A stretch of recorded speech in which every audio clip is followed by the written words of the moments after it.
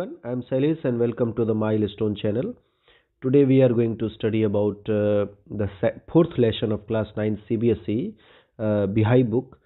The chapter name is A Truly Beautiful Mind. In this chapter we are going to study about a great scientist, Mr. Albert Einstein. Actually he was the synonym of genius.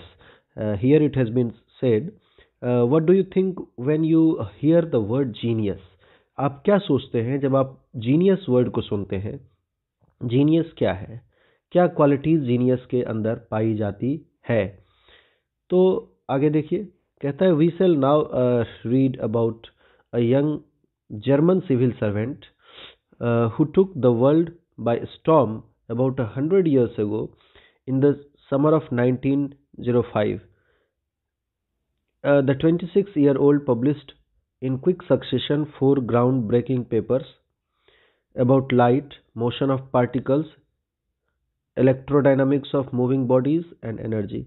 तो आप देख सकते हैं कि कहता है कि 1905 के दौरान 26 साल का एक युवक इन 4 टॉपिक्स के ऊपर, यानी लाइट के ऊपर, मोशन ऑफ पार्टिकल्स के ऊपर, इलेक्ट्रोडायनामिक्स ऑफ जो मूविंग बॉडीज होती है उसकी जो इलेक्ट्रोडायनामिक्स होती है, चूंकि ये सब फिजिक्स का सब्जेक्ट है इसलिए इसके बारे में आप फिजिक्स में अधिक पता कर सकते हैं, एनर्जी होती है। इन चारों चीज़ों के ऊपर एक के बाद एक जो थ्योरीज इन्होंने दिए वो एक साइंस में एक भूचाल, उसको भूचाल नहीं कह सकते हैं आप, उसको कहें कि एक बड़ा परिवर्तन लेकर के आया। साइंस में एक बड़ा तहलका मचा करके इसने रख दिया, एक बड़ी आंधी मचा दी इनके सारी थ्योरीज ने। His work took up only a few pages in scientific journals. इनकी जो वर्क्स थी, इनके जो खोज थे, इन्होंने जो चीज़ें तैयार की थी वो मात्र कुछ ही पेजेस में, साइंस के पत्रिकाओं में कुछ ही पेजेस में वो डाल दी जाती थी। But changed forever our understanding of space, time and the entire cosmos. कहता है कि उनकी जो थ्योरीज थी ये तो कुछ ही पेजेस में छप जाती थी, लेकिन इसने हमारी समझ को हमेशा के लिए बदल करके रख दिया। हमारी समझ, चाहे वो स्पेस के बारे में हो, टाइम के बारे में हो, या फिर पूरी जो इंटायर परिस्थितियां हैं उनके बारे में हो, इन सब चीज़ों के बारे में हमारी समझ को इसने बिल्कुल बदल करके रख दिया। And transform the name Einstein into a synonym of genius. और आइंस्टाइन जो नेम है इसको जीनियस का सिनोनिम बना दिया। इनका जो नाम था आइंस्टाइन मतलब जीनियस, ऐसा लोग समझने लगे। इनके खोज के कारण इनको ये मुकाम हासिल हुआ। 5 years आफ्टर हिज डेथ, उनके डेथ के 5 साल बाद, Einstein's genius, here it has been 50 years after his death, Albert Einstein's genius still rings. उनके मौत के 50 सालों के बाद भी उनकी जो जीनियसनेस है वो आज भी जिंदा है, वो आज भी लोगों के बीच है। देखिए, कहता है Albert Einstein was born on 14 March 1879। Albert Einstein का जन्म हुआ था वो 14 मार्च 1879 को जर्मन शहर के उल्म में हुआ था। और उस समय बिना किसी इंडिकेशन के कि he was destined for greatness, उसमें ऐसी कोई लक्षण नहीं थी उस न्यूबॉर्न बेबी में कि ये जो बच्चा है फ्यूचर में बहुत महान बच्चा बनने वाला है, ये बहुत बड़े बड़े मिस्ट्रीज को, फिजिक्स के बड़े बड़े खोजों को ये बताने वाला है। ऐसी कोई ग्रेटनेस उस बच्चे में नहीं थी। ऑन द कॉन्ट्रेरी एक फ्रेज है जिसका मतलब होता है ठीक विपरीत। ऑन द कॉन्ट्रेरी मतलब ठीक उसके विपरीत, तो मतलब उसके ठीक विपरीत। His mother thought Albert was a freak. उसकी माँ सोचती थी कि अल्बर्ट एक फ्रीक है। फ्रीक का मतलब डल माइंडेड बच्चा है ना, कमजोर बच्चा, मंद बुद्धि है ना। फ्रीक का मतलब आप इसको कहें मंद बुद्धि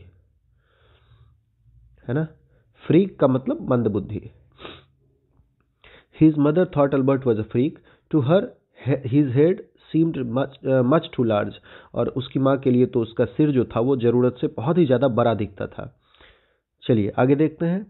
एट द एज ऑफ 2.5, 2 और लगभग 2.5 साल की उम्र में Einstein still wasn't talking. Einstein अभी भी बात नहीं कर पा रहा था। When he finally did learn to speak, he uttered everything twice. जब उसने अंततः बोलना सीख लिया तो हर चीज को वो 2 बार बोलता था. Einstein did not know what to do with other children. Einstein बिल्कुल नहीं जानता था कि दूसरे बच्चों के साथ क्या करना है. एंड हिज प्लेमेट्स, और दूसरे खेल जो खेलते थे बच्चे लोग, खिलाड़ी लोग, साथ में खेलने वाले लोग, उनके साथ में कैसे ट्रीट करना है. तो उनके जो प्लेमेट्स थे वो उनको क्या बुलाते थे? Brother boring. वो उन्हें ब्रदर बोरिंग कहते थे, बोरिंग भाई. So the youngster played by himself. और इसीलिए ये जो छोटा सा बच्चा आइंस्टाइन था वो अपने आप में ही, अकेले में ही अल्बर्ट खेला करता था. तो कहता है कि वो ज़्यादातर समय अकेले में ही अपने आप में बिताया करते थे. He specially loved mechanical toys. वो मैकेनिकल टॉयज को बहुत पसंद किया करते थे. Looking at his new born sister Maja, he is said to have said, fine but where are her wheels. उनके बारे में स्पेशली वो मैकेनिकल टॉयज को बहुत पसंद करते थे. और उनके बारे में एक बात कही जाती थी कि एक बार उनकी जो नई सिस्टर पैदा हुई थी, उसका नाम माजा था, उसके बारे में इन्होंने कहा था कि ये बहुत अच्छी है, फाइन है, लेकिन इसका जो व्हील्स है वो कहाँ है, इसके पहिए कहाँ हैं. मतलब क्या कि वो अपनी जो सिस्टर थी, न्यू बॉर्न बेबी, उसको भी ये जो है सो एक खिलौने की तरह ही समझ रहे थे. एक हेड मास्टर ने एक बार उनके पापा से कहा था, a head master once told his father that what Einstein choose as a profession wouldn't matter. कि आइंस्टीन जिस किसी भी पेशे को वो एक अपने प्रोफेशन के रूप में चुनेगा तो कोई उसमें फ़ायदा नहीं है, कोई उसका मैटर नहीं है, कोई उसका महत्व नहीं है. Because he will never make a success at anything. क्योंकि वो किसी भी चीज़ में कभी कोई सफलता को प्राप्त नहीं करेगा.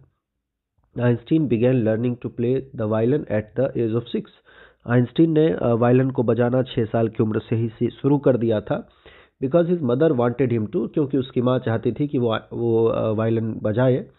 ही later become a gifted amateur violinist and maintaining the skill throughout his life. और फिर बाद में वो जाकर के एक बहुत ही एमेच्योर, यानी कि बहुत ही एक एमेच्योर का मतलब होता है दक्ष, हिंदी में इसको निपुण आप कह सकते हैं.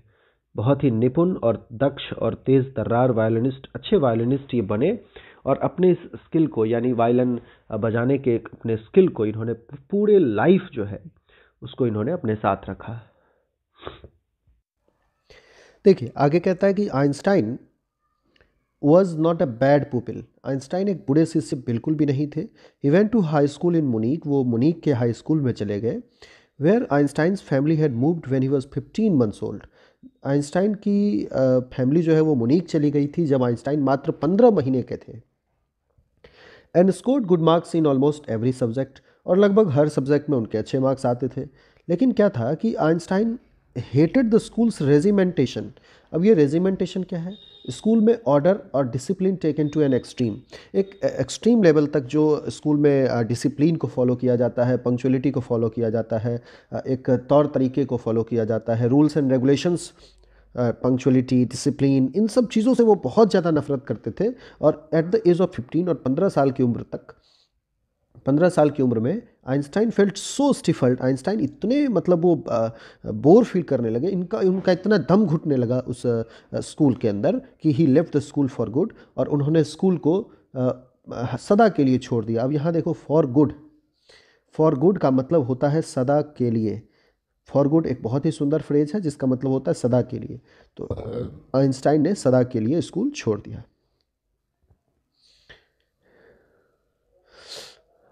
The previous year Albert's parents had move to Milan. पिछले ही साल अल्बर्ट के पेरेंट्स जो है वो मिलान शहर में चले गए थे. And left their sons with relatives. और अपने बच्चे को उसने रिलेटिव्स के पास छोड़ दिया था. आफ्टर प्रोलॉन्ग डिस्कशन, और एक लंबे चौड़े डिस्कशन के बाद, Einstein got his wish to continue his education in German-speaking Switzerland in a city which was more liberal than Munich.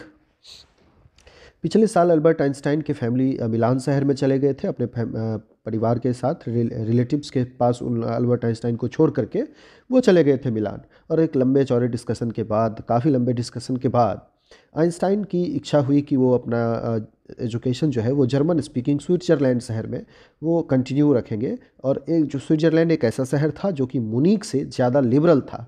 Liberal का मतलब होता है उदारवाद, willing to understand and respect others opinions, यानी कि जहाँ दूसरों की भावनाओं को समझने का प्रयास किया जाए. जहाँ पर दूसरों की भावनाओं का रिस्पेक्ट किया जाए, वैसे जगह को हम बोलेंगे, आप लिबरल शहर बोलेंगे। चलिए आगे देखते हैं। Einstein was highly gifted in mathematics. Einstein बहुत ही ज़्यादा तेज़ तर्रार थे मैथमेटिक्स में, एंड इंटरेस्टेड इन फिज़िक्स, और उनका फिज़िक्स में बहुत ही ज़्यादा रुचि था। और आफ्टर फिनिशिंग स्कूल फिनिश करने के बाद he decided to study in at a university in Zurich. Zurich में वो एक यूनिवर्सिटी में उन्होंने पढ़ने का निर्णय लिया। But science was not only thing that appealed to him, to the dashing young man with the walrus mustache. अब ये वालरस मुस्टैच आप इसे देखें, थोड़ा सा घना मूछ को यहाँ पर वालरस मुस्टैच कहा है। एक घने मूछों वाला जो एक यंग मैन था, उसके लिए केवल साइंस ही एक ऐसा सब्जेक्ट नहीं था जिसमें कि ये बहुत ही ज़्यादा हाईली इंटरेस्टेड थे, बल्कि कुछ और भी चीज़ें थी जिसमें कि ये इंटरेस्टेड थे। ये देखिए आइंस्टीन की दो तस्वीरें दी गई है। आइंस्टीन 21 साल की उम्र में, at the age of 21 years, Einstein की जो ये तस्वीरें हैं 1900 की, और ये 1995 की तस्वीर, जब जिस तस्वीर को हम लोग आज भी किताबों में या फिर इंटरनेट्स पर बहुत ही अधिक देखते हैं। चलिए स्टोरी को, इस चैप्टर को आगे देखते हैं। He felt a special interest in a fellow student. वो उनका एक स्पेशल इंटरेस्ट था उनके फेलो स्टूडेंट, उनके साथ में पढ़ने वाली एक लड़की थी मेलिवा मैरिक में, whom he found to be a clever creature, जिसको कि वो एक क्लेवर क्रिएचर के रूप में देखते थे, बहुत ही चालाक लड़की के रूप में देखते थे, अच्छी लड़की के रूप में देखते थे। The young Serb had come to Switzerland. देखो यहाँ पर ये सर्ब जो वर्ड आया है, ये सर्बिया के लिए आया है। सर्बिया देश से वो लड़की बिलोंग करती थी, इसलिए उस लड़की को सर्ब कहा गया है। ठीक है, तो सर्ब का मतलब सर्बिया कंट्री से वो लड़की बिलोंग करती थी, इसलिए उसके लिए सर्ब आया है। चलिए आगे देखते हैं। तो ये जो छोटी सी ये young SERB had come to Switzerland because the university in Zurich was one of the few in Europe where women could get degrees। अच्छा, जहाँ पर महिलाएं डिग्री प्राप्त कर सकती थी यूरोप के अंदर, बहुत ही कम विश्वविद्यालयों में से एक विश्वविद्यालय यूरिक में ये भी था, जहाँ पर कि महिलाएं अपना डिग्रीज प्राप्त कर सकती थी, जहाँ पर महिलाएं पढ़ सकती थी। Einstein saw in her an ally against the Philistines. Einstein जो है वो अपने उस फ्रेंड में, एक उस लड़की में अपना एक मित्र देखती है, और किस चीज़ के अगेंस्ट? फिलिस्तीन्स के अगेंस्ट। फिलिस्तीन्स क्या होता है? एक ऐसा वर्ड जो कि यूज़ किया जाता है to talk about people who don't like, जो लोग आर्ट और कल्चर को, लिटरेचर को, म्यूज़िक को, जिन चीज़ों को पसंद नहीं करते हैं, वैसे लोगों के लिए एक शब्द है फिलिस्तीन्स। फिलिस्तीन्स का मतलब क्या? एक ऐसा वर्ड है ये, मतलब जो ऐसे लोगों के लिए यूज किया जाता है जो कि आर्ट, कल्चर, म्यूजिक, लिटरेचर, इन चीज़ों को बिल्कुल पसंद नहीं करते, तो उनके अगेंस्ट में थॉट रखने वाले थे ये और इनकी वो भी फ्रेंड। मतलब दोनों के विचार मिलते थे और दोनों आर्ट और लिटरेचर को बहुत अच्छे से पसंद करते थे, साइंस में रुचि रखने के बावजूद भी।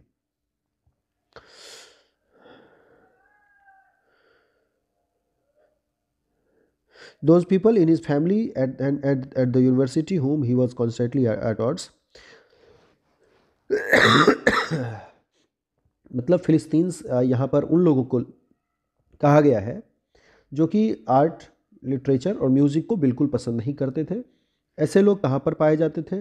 कभी कभी उनके घरों में भी थे कुछ लोग, और यूनिवर्सिटी में भी थे कुछ लोग जो यूनिवर्सिटी में आर्ट और कल्चर के अगेंस्ट होते थे, म्यूजिक के अगेंस्ट होते थे, लिटरेचर के अगेंस्ट होते थे।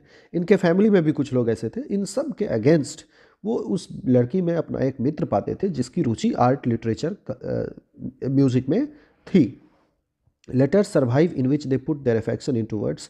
आज भी वो पत्र जीवित हैं जिसमें कि वो अपने अफेक्शंस को शब्दों में रखते थे, अपनी भावनाओं को उसमें जाहिर करने का काम किया था, जिसके अंदर वो शाइन्स को बड़े टेंडरनेस के साथ, बड़े ही विनम्रता के साथ उन्होंने वैज्ञानिक तरीके से अपनी भावनाओं को उसके प्रति जो है उन्होंने लिखा था, जिसमें आइंस्टीन लिखते थे कि how happy and proud I shall be, कि मैं कितना खुश और कितना गौरवान्वित महसूस करूँगा कि when we both have brought our work on relativity to a victorious conclusion, कि जब हम अपने वर्क को, जो हम काम कर रहे हैं रिलेटिविटी के थ्योरी को खोजने के लिए, जो हम रिलेटिविटी के ऊपर जो वर्क कर रहे हैं उसके ऊपर जब हम अपने दोनों के मेहनत को लगाएंगे और हम उसको एक विक्टोरियस कंक्लूजन तक पहुंचाएंगे, तो हम कितने खुश और गौरवान्वित महसूस करेंगे। At the age of 21 Albert Einstein was a university graduate and unemployed. 1900 ईस्वी में 21 साल की उम्र में अल्बर्ट आइंस्टाइन यूनिवर्सिटी ग्रेजुएट हो चुके थे, लेकिन अनएम्प्लॉयड थे। वो टीचिंग असिस्टेंट के रूप में काम करते थे, प्राइवेट लेसन्स भी दिया करते थे, और फाइनली 1902 ईस्वी में उनका जॉब लग गया। कहाँ जॉब लगा? A technical expert in the patent office in Bern. देखिए बर्न एक शहर है जहाँ पर पेटेंट ऑफिस क्या होता है कि जहाँ पर कोई भी डॉक्यूमेंट्स को एक लीगल राइट दिया जाता है कि भाई आप एक इन्वेंटर हैं, आपने इस चीज़ को खोज किया है। कहने का सेंस क्या है कि आप उस पर ऑथोरिटी प्रोवाइड किया जाता है कि अब इस चीज़ पर कोई और दूसरा आदमी राइट नहीं कर सकता है। पेटेंट ऑफिस कहते हैं कि किसी भी चीज़ के ऊपर पेटेंट प्राप्त करने का मतलब है कि उस पर अपना जो मैंने इस चीज़ को खोज किया है वो ये वहाँ पर दर्ज कर लिया जाता था। तो इनका काम होता था कि उस टेक्निकल एक्सपर्ट के रूप में कि वो जो जिस आदमी ने उस चीज़ किसी भी चीज़ को खोज किया है उसको ये स्टडी करते थे, बड़े ही टेक्निकली उस चीज़ को ये स्टडी करके उस पर जो है एक रिपोर्ट तैयार करते थे और उसको पेटेंट देने में वो सहयोग करते थे। While he was suppose to be assessing the other people's in inventions, और तब ये क्या करते थे कि दूसरे लोगों के इन्वेंशंस को, दूसरे लोगों के खोज जो किए हैं, डिस्कवरी इन्वेंशंस जो नई आविष्कार जो दूसरे लोगों ने किए हैं, उन आविष्कारों को खूब अच्छे तरीके से स्टडी किया करते थे, उसको वो एसेस करते थे, उसको समझते थे। Einstein was actually developing his own ideas in secret.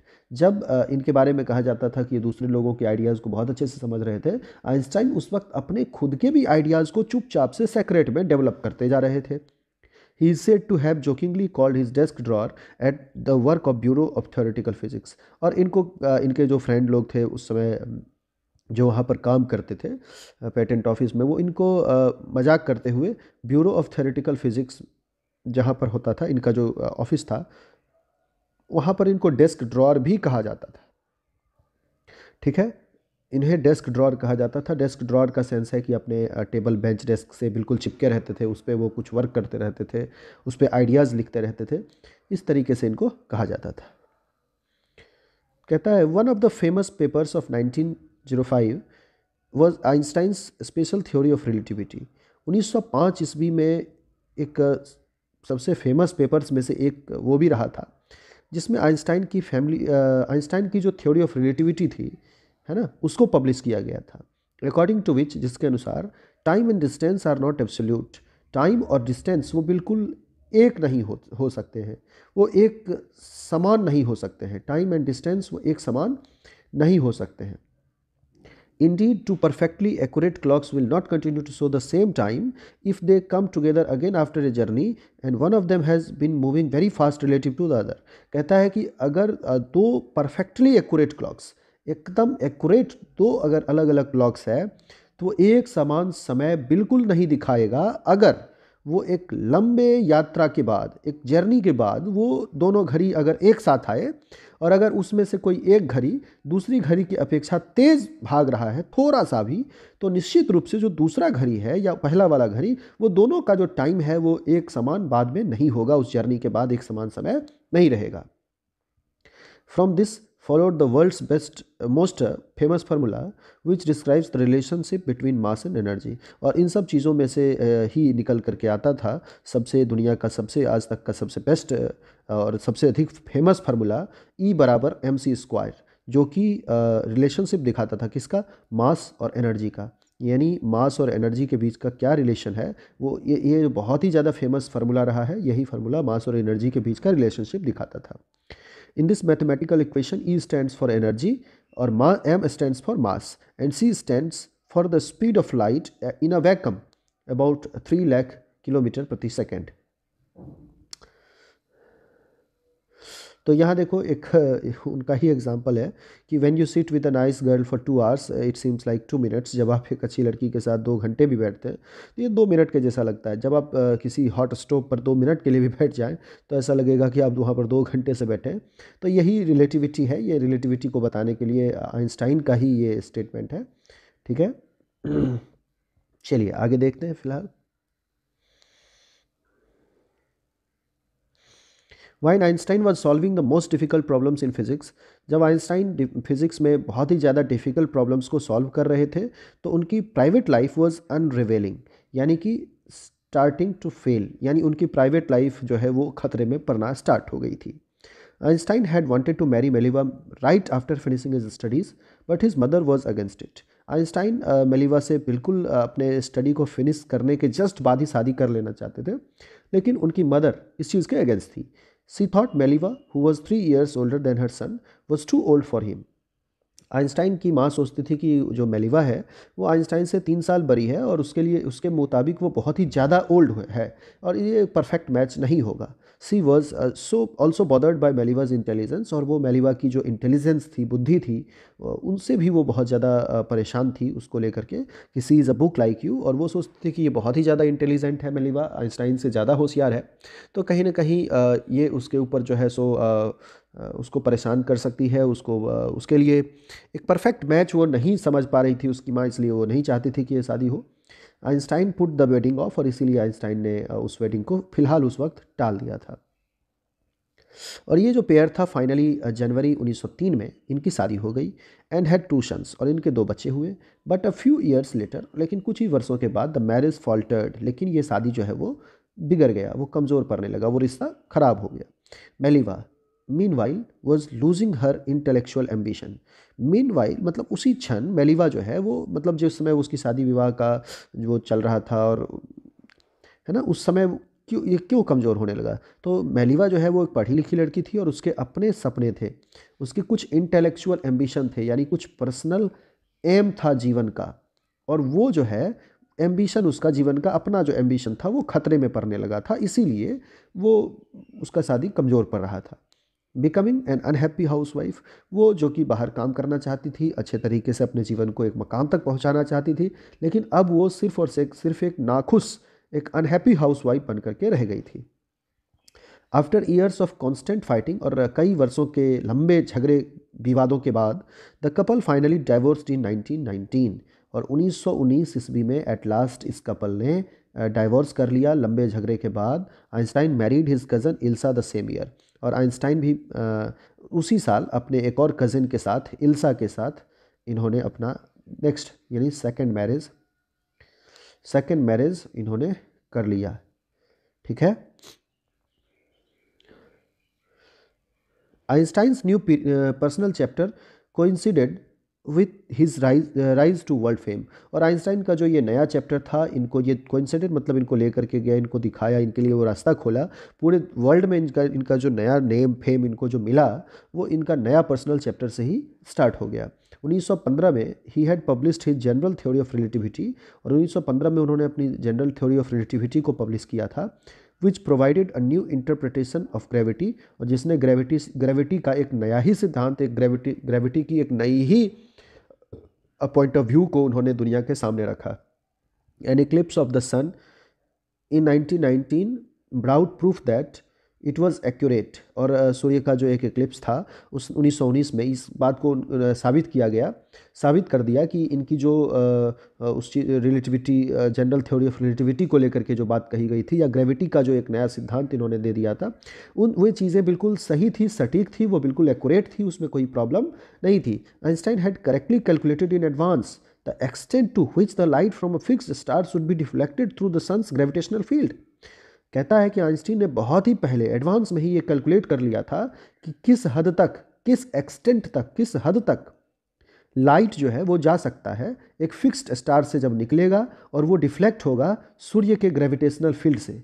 एक फिक्स्ड स्टार से निकलने वाला लाइट किस हद तक जाएगा, जब वो सूर्य के ग्रेविटेशनल फील्ड से होकर गुजरेगा तो किस सीमा तक वो जा सकता है, उसकी जो दूरी है उसको आइंस्टाइन ने पहले ही कैलकुलेट कर लिया था, और ये बाद में बिल्कुल सही हुई थी। और newspapers proclaimed his work as a scientific revolution, और न्यूज़पेपर्स ने इनके कार्य को, इनकी खोज को एक साइंटिफिक रिवॉल्यूशन के रूप में देखा, एक वैज्ञानिक क्रांति के रूप में। रिवॉल्यूशन का मतलब क्रांति होता है ना, रिवॉल्यूशन मतलब क्रांति, वैज्ञानिक क्रांति के रूप में इसको देखा गया। Einstein received the Nobel Prize for physics, Einstein को नोबेल प्राइज मिला फिजिक्स के लिए 1921 ईस्वी में। He was served with honours and invitations, उनको बहुत सारे सम्मान और इन्विटेशंस मिले पूरी दुनिया भर से, and loaded by the press, और प्रेस के द्वारा भी इनको बहुत सारा सम्मान मिला।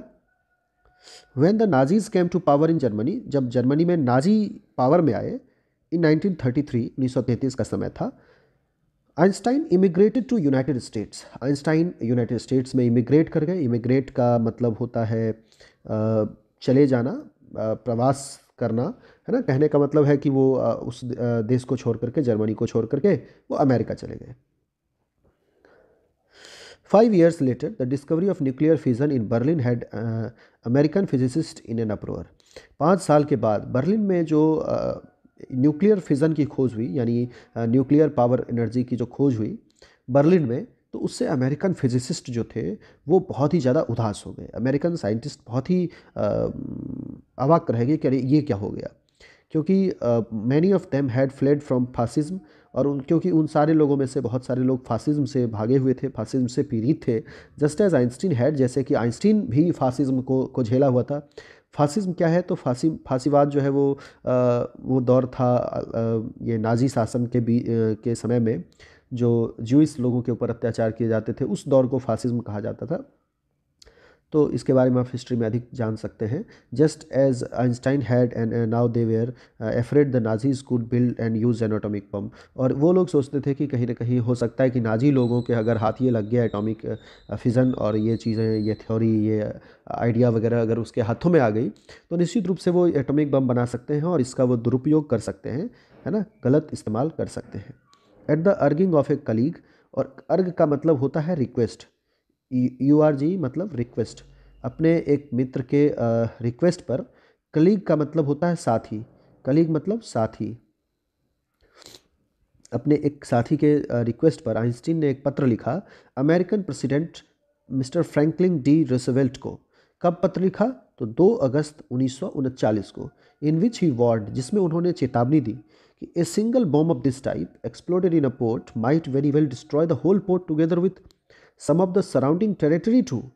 उन्होंने ये कहा कि इस तरह का अगर एक भी बॉम्ब किसी भी पोर्ट पे अगर फट जाए तो ना सिर्फ ये पूरे के पूरे पोर्ट को बर्बाद कर देगा, बल्कि इसके साथ साथ जो कुछ आसपास में टेरिटरीज आते हैं, टेरिटरी का मतलब होता है आसपास का इलाका, तो कहता है कि आसपास के इलाके को भी ये तबाह बर्बाद कर देने के लिए काफ़ी है। His words did not fail to have an effect, और इनके वर्ड्स का कोई प्रभाव नहीं पड़ा, है ना। American developed the atomic bomb in secret project of their own and dropped it in Japanese cities of Hiroshima and Nagasaki in August 1945। और अमेरिकन के ऊपर कोई प्रभाव नहीं पड़ा इनके चेतावनी का, और उन लोगों ने सेक्रेट में अपना प्रोजेक्ट मिशन जारी रखा, और इन लोगों ने अमेरिकन ने बनाया आखिरकार में एटॉमिक बम, और उसको जाकर के जापानी शहर हिरोशिमा और नागासाकी में 1945 में अगस्त में छोड़ भी दिया, जिसका कि दुष्परिणाम आज भी वहाँ पर देखा जाता है।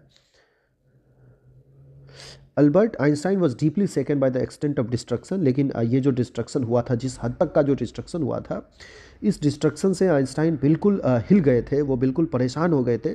This time he wrote a public massive, और इस बार उन्होंने एक खुला पत्र लिखा, ओपन लेटर लिखा, पब्लिक के लिए पत्र लिखा टू द यूनाइटेड स्टेट्स, जो यूनाइटेड नेशंस की जो पब्लिक थी, अच्छा यूनाइटेड नेशंस के लिए एक खुला पत्र लिखा, सॉरी यूनाइटेड नेशंस के लिए, हाँ। Einstein was deeply second by the extent of destruction. Einstein इस तरह का जो यहाँ डिस्ट्रक्शन हुआ था जापानीज शहर में, इससे वो इतने हिल गए थे, इतने वो दुखी हो गए थे कि उन्होंने इस बार एक खुला पत्र लिखा यूनाइटेड नेशंस के लिए, दुनिया भर के जो अलग अलग देश थे उनके लिए। And in it he proposed the information of a world government और the formation of a world government, और इसमें उन्होंने प्रपोज किया, इसमें उन्होंने एक प्रस्ताव रखा कि एक वर्ल्ड गवर्नमेंट का फॉर्म होना चाहिए।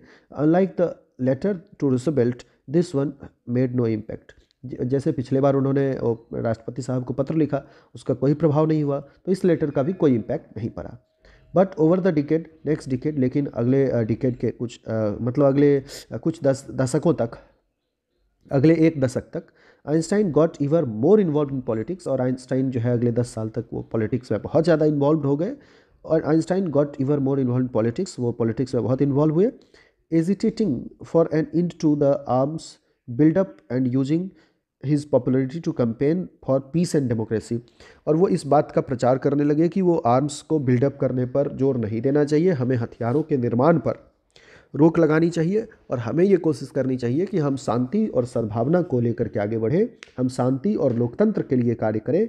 आइंस्टाइन डाइड इन 1955, आइंस्टाइन की मृत्यु 1955 में हो गई, 76 साल की उम्र में।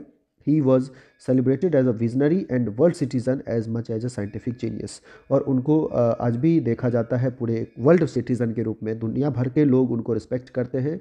एक विजनरी मैन के रूप में देखा जाता है, यानी कि एक उनका विज़न बहुत ही आगे का था, उनको कहें कि अग्र सोची व्यक्ति के रूप में बहुत ही भविष्य की बातों को सोचने का काम किया करते थे।